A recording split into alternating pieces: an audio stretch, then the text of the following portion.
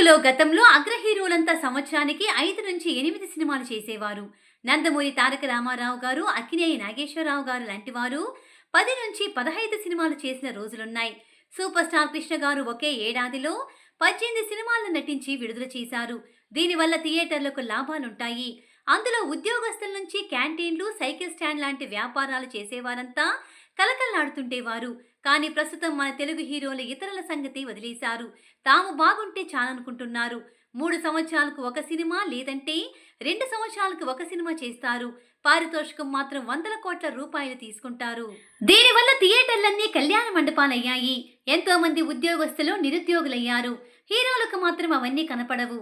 ఒకప్పుడు థియేటర్లలో సినిమా విడుదలవుతోంది అంటే ఎడ్ల బండి కట్టుకొని మరీ వచ్చి చూసి వెళ్లేవారు. అటువంటి అద్భుతమైన యాగాలను తెలుగు సినిమా చూసింది.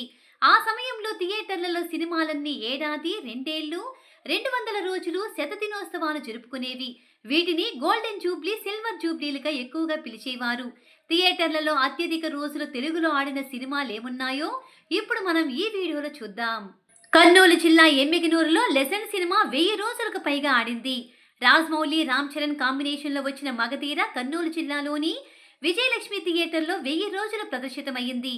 మహేష్ బాబు, పూరి జగన్నాథ్ కాంబినేషన్లో వచ్చిన పోకిరి ఏకంగా 580 రోజులు ఆడింది.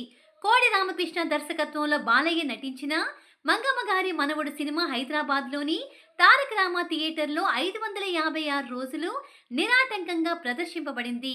దాసర్ నారాయణరావు గారి దర్శకత్వంలో అక్కినేని నాగేశ్వరరావు గారు నటించిన ప్రేమాభిషేకం ఎక్కువ థియేటర్లలో 300 రోజులకు పైగా ఆడింది. నందమూరి తారక రామారావు గారు నటించి లవకుశ 1963లో విడుదలైన 469 రోజులు ప్రదర్శితమైంది.